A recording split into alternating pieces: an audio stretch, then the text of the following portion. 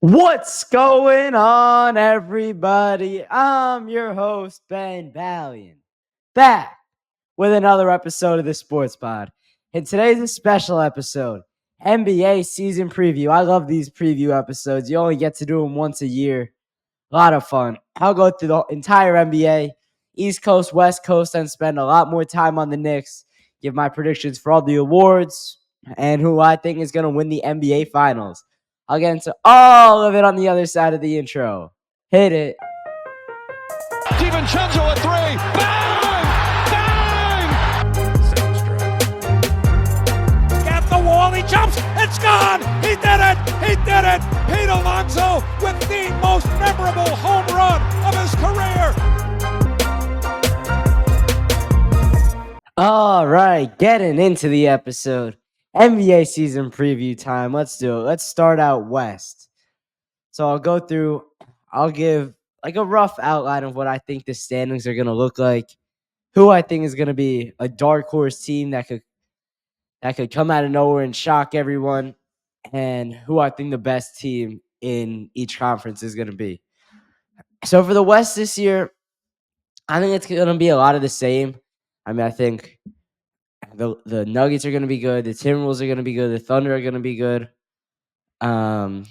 That's pretty much the top three.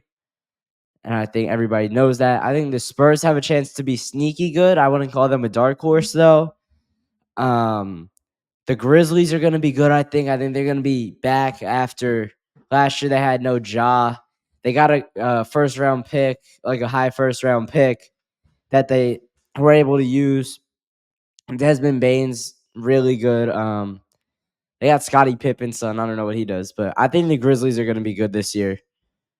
So that's basically your top 6 or 7. I think those are pretty much going to be the playoff teams. And then for my dark horse for the West, I'm going to go with the Houston Rockets. I mean, I'm excited to see what Alperen Sengun and Jalen Green can do together in another year. They both got big contracts today, rookie extensions.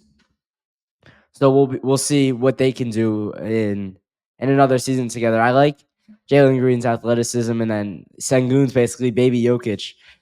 So that pair it's really interesting to me. I'm interested to see what the Rockets front office does around Green and Sengun, because I think that's your nucleus that you can move forward with, and then we'll see where they go from there. But they have a good young core right now, and I think they have a chance to be a dark horse this year. But for my prediction for the best team in the West, I'm going to go with the Thunder. Yeah, I think the Thunder are going to be the best in the West. I mean, SGA's scoring abilities are almost unmatched by anybody in the league. He's so good handling the rock. And you add Isaiah Hartenstein around him. Him and Chet Holmgren as twin towers. That's going to be a dangerous duo, because if you have a 7-footer in Chet Holmgren running the 4, and then a 6'10" dude in Ihart at the 5, because that's how it's going to be. Because Chet can stay on the perimeter and shoot threes, and he has a tight handle. Their starting lineup is crazy. It's Alex Caruso, Jalen Williams, SGA, Chet Holmgren, Isaiah Hartenstein. I mean, that's pretty awesome. Isaiah Hartenstein's going to have another really good chance to facilitate, because, yeah, SGA is a forward, but he plays like a guard. I think he's a forward. I mean, I would consider him more of a forward than a guard. I don't get why everyone says he's a point guard in the Jalen Brunson point guard debate. He's not. He's a small forward to me. So there's that. The Mavs are going to be good coming off their NBA Finals appearance. Luka and Kyrie. The West is going to be jumbled up. The strength of a lot of the teams in the West is really good. I would say it's the stronger conference this year.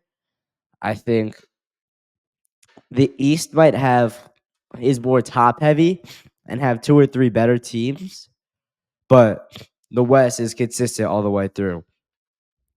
So here's what I think the postseason is going to be: Thunder 1, Nuggets 2, Timberwolves 3,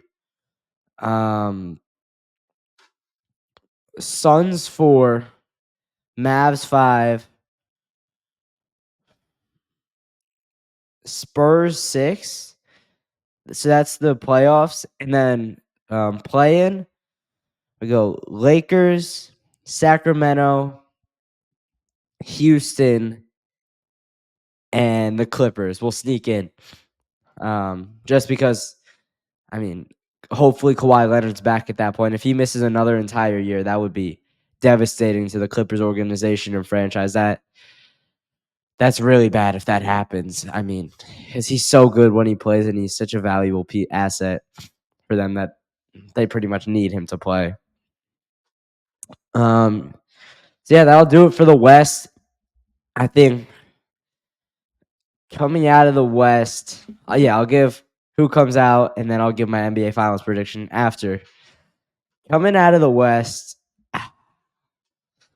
this is tough because the NBA is a lot about who gets hot at the right time, who's streaking well.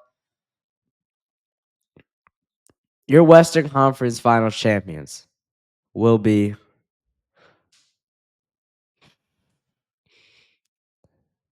the Minnesota Timberwolves.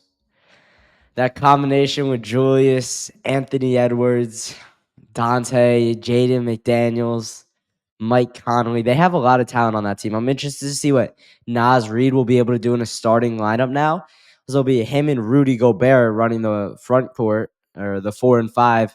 And Julius will probably get to play a little 3 guard, a 3 small forward, right? Because it'd be Mike Conley, I think, starts for them. Mike Conley, Dante. No, what am I saying? Dante and Julius, Naz Reid, Rudy Gobert. That's their starting 5. That's really solid. Yeah, I think it'll be under the Timberwolves coming out of the West. All right, let's transition into the East a little bit here. I think the Knicks are going to be good this year, man. I don't think they're going to be the first seed. They might not be the second seed, but they're going to be in their 3 or 4, I think, almost definitely. I don't think the Sixers are going to be as good as people think. I don't think the addition of Paul George is going to do that much, and it's not going to move the needle that much. He's an aging veteran. Joel Embiid will not play any back-to-backs this year. I'm interested to see how many Paul George plays because he's had a lot of injury history as well.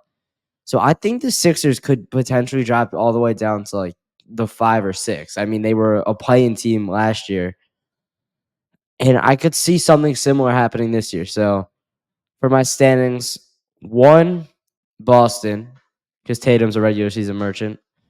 2, it's either the Pacers or the Knicks for me. I think either of them can be the 2 seed. I don't know what the Pacers are going to be able to do this year.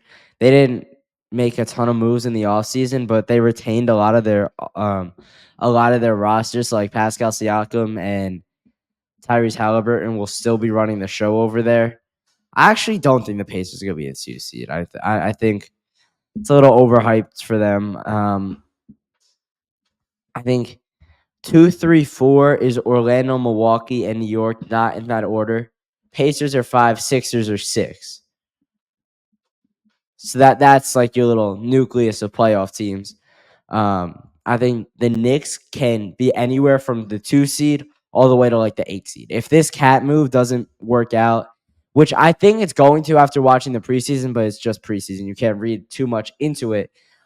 I think the Knicks are going to be okay with Cat rather than Julius. The spacing with Jalen Brunson is going to be ridiculous, but I'll get to the Knicks in a little bit. I'll go more in depth on them because that's what this podcast is built on. New York Knicks talk. And let me know what kind of style content you want for the Knicks this year. Because I don't know, I kind of want to start pulling away from the recapping every game and start uploading more videos like I don't not recapping, just like more of my takes a couple times a week. And then like also talking about how the team's doing, obviously, but like less of what I've done in the past, more sports talk show because the kind of content I've done, it's kind of unique. I don't think a lot of people do it. But getting back to this, I think the Karl Anthony Towns move can either be really bad or really good for the Knicks. Like the Knicks might be able to thrive with Wingstop and Karl Anthony Towns, or Mikal Bridges' jump shot might be broke, and Cat doesn't have as many scoring opportunities with Brunson. Well, I mean, he's dealt with Ant, but still. And the Knicks fall all the way to the 6 or 7, and like the culture's messed up, and Cat's not playing defense, and this and that. It could spiral out of control for the Knicks, I think. But it could also be really good, and that's where I'm leaning right now. I think the Knicks are gonna have an awesome year. I can't wait. Tomorrow night. It feels so crazy because the Mets were just playing baseball yesterday. Now now I'm recording an NBA season preview episode. Like NBA season really snuck up on me because of how well the Mets were doing.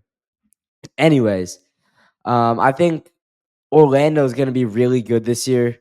That Paolo Banchero, Jalen Suggs, that those guys are going to be good. I think I like Paolo Banchero a lot. I think he's like a very underrated number 1 overall pick. Nobody really talks about him, and they should because he's a nice ball player, and he'll lead the Magic to the 3 or 4 seed, I think.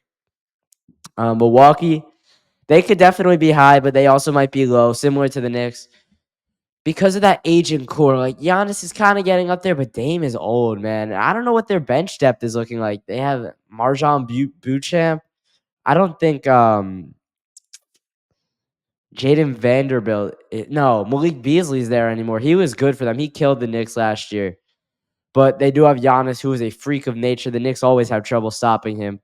So I'm worried for those kind of matchups. But last time the Knicks played the Bucks, OG Anunoby seemed to have no trouble guarding Giannis Antetokounmpo. So we'll see. I think that's like the jumble up in the middle of the playoff bracket for the East.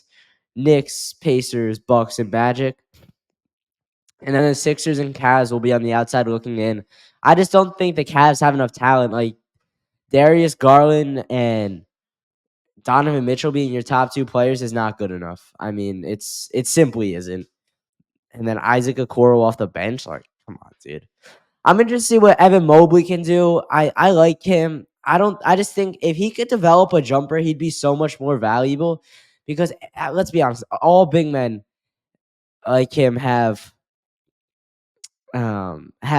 jumpers nowadays. He's a lanky big. He could play the power forward, and if he could shoot, it would make the Cavs so much better. It would elevate their level of play so much. So I think they'll be on the outside looking in, potentially a playing team this year, but we'll see.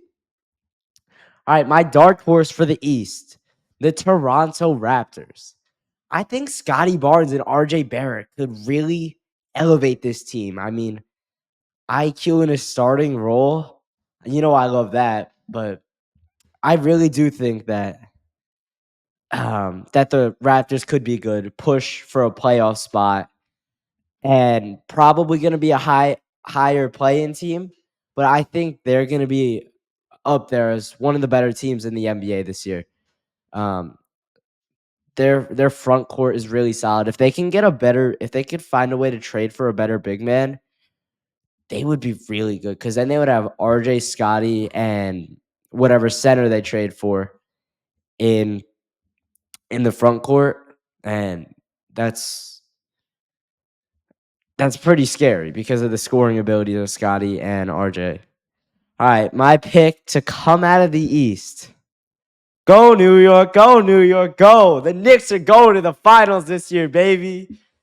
Jalen Brunson MVP season loading, maybe not. I don't know. I'm a little torn on that. I'll get to that in a little bit. But I think your New York Knickerbockers are going to the NBA Finals. And it's going to be a revenge series for Julius and Dante and Kat. That would be so awesome. If that happened, I would be so happy. I think it would be so much fun. So good for the NBA. All right, let's get to some more Knicks talk because that's what I do around here. I think this year for the Knicks, it's pivotal. Like you're still in the early stages of that 3 to 5 year window where you're a championship ready team, but it also feels like this team is developing, and they're gonna have an extended championship window. Like Mikhail Ironman. OG, if he could stay healthy, he is unstoppable. Josh, a lunatic, an absolute lunatic. I think he's in a contract year, so we'll see where that takes him. Carl Anthony Towns, I'm still skeptical about it. I'm still not really a fan of the move. I think it's gonna work out based on preseason, but you can't read too much into that. Like I said before, I think the preseason it's confusing because top guys do play in the preseason, but only for a little bit, and they're not trying as hard as they could. And the Knicks also played like a soft preseason schedule. I think they played the Wizards and the Hornets for the 4 games. They played the Timberwolves, but I don't know. Julius didn't play in that game, so I'm excited. I think the Knicks are gonna have a big year. I think Landry Shamet will be back on the Knicks at some point this year. Like they weren't gonna waste a roster spot on him because he wasn't gonna be playing more than 20 minutes a game. And B, I think they want to see what the rookies can have. Like, I don't think that Tyler Kolek and Paco Daddier are going to get consistent minutes just because they're rookies and Tibbs doesn't operate like that. But I also think that they should because I think Tyler Kolek is an absolute baller. I watched him at Marquette, and he's our TJ McConnell. He's going to solve the TJ McConnell problem. So maybe playing teams like the Pacers, he'll get a couple minutes and he'll match his minutes with TJ McConnell come playoff time. But I can't see that these rookies are going to get a ton of run. I think the rotation is going to be pretty solid. I would rather see Paco Daddier over Jericho Sims for this first month of the season until Precious Achiuwa comes back, already dealing with the injury problems. And then even I would like to run Daddier as like a power forward once Achiuwa comes back because the starting lineup in about a month when Precious is recovered from his hamstring injury, it'll be Jalen, it'll be Mikhail, it'll be Josh, it'll be OG, it'll be Cat. And then you could run 2 big men off the bench and Precious, who is more of a power forward /5, and then Daddier, who's like a 3/4, almost like a Julius Randle type build.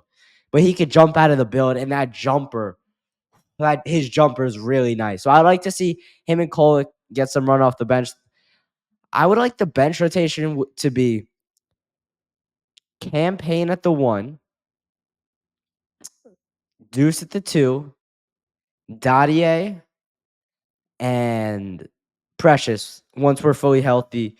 But at that point, you'll know what Cam Payne is. So Cam Payne can definitely be swapped with Tyler Kolek at that point because I think those two are it's gonna be like a fun position battle to watch throughout this year.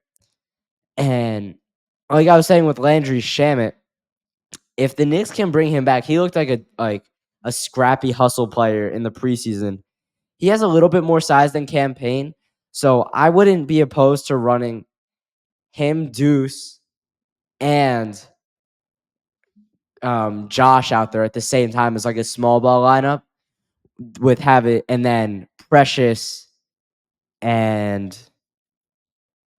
it would be probably Precious and Daddier as the 4 or 5 for that lineup. So that's like a nice small ball lineup if you want to do that. But it's gonna be Jalen. I don't think a Jalen like scoring title. It might not be ridiculous this year. I think he will be first team All NBA.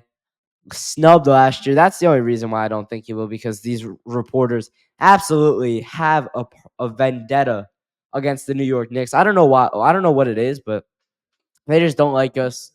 And the Knicks are gonna prove them wrong, like they do all the time, like they did all year last year. So yeah, man. Let me get to my award predictions. I'm just gonna do MVP, Coach of the Year, and Comeback Player of the Year. I'll start with, and I'll do Most Improved. I'll start with Comeback Player of the Year. Let's go Ja Morant. If Ja can stay on the court and he can stay out of trouble with whatever it is, his Instagram lives or whatever, just this nonsense. And he can stay healthy, the Grizzlies are going to be scary out west. and Ja Morant's going to be right in the center of it. I think everybody knows that, and that's going to be why the Grizzlies are good, because Ja Morant's staying on the court. He's electric when he plays, and that's how the Grizzlies are going to be good. All right, let's get to most improved player. I'm going to go Brandon Miller. I mean, he has a point guard and LaMelo Ball around him, and he showed a lot of promise as a rookie. His scoring prowess is really good, and I would look for him to continue to be an improving player and someone who just gets a lot better this year. All right, I'll do defensive player of the year as well. Depoy, for me, it's going to be Wemby. I think this is going to be Wemby's award for the next 7-8 years, potentially longer. I mean, he's 7 foot with like a 9-foot wingspan, and he just reaches up like this and blocks anybody's shot. He can also stay with guards, which is ridiculous. So I think it's pretty obviously going to be Wemby, defensive player of the year. All right, coach of the year. I think I had the same prediction as last year, but Ime Udoka for the Rockets. I think the Rockets could be really good this year. They have a young core, and that's who normally gets the Coach of the Year award, somebody who's got an upstart team, and they're going to be good for a couple years, opening a window, and I think Ime Udoka and the Rockets have a really good chance to do that. And finally, my MVP, the most valuable player of the National Basketball Association, will be Shai Gilgeous-Alexander. I mean, he's got all the tools around him. I was talking about it earlier, but the spacing on the Thunder is going to be really good. You got iHeart in the middle, and then everybody can shoot around him. Alex Caruso, Jalen Williams, Chet Holmgren. He's going to have a lot of room to operate, and his jumper's silky smooth. So, yeah, I think Shai wins MVP. Gets his first one. All right. NBA Finals champions time. Your 2024-2025 NBA World Champions will be the New York Knicks. I mean, I think it could happen for real. Like, this year is the roster's better. There's a ton of depth on this team. They're built to beat the Celtics, who are the best team in the East. I can't wait for tomorrow night when they spoil ring night.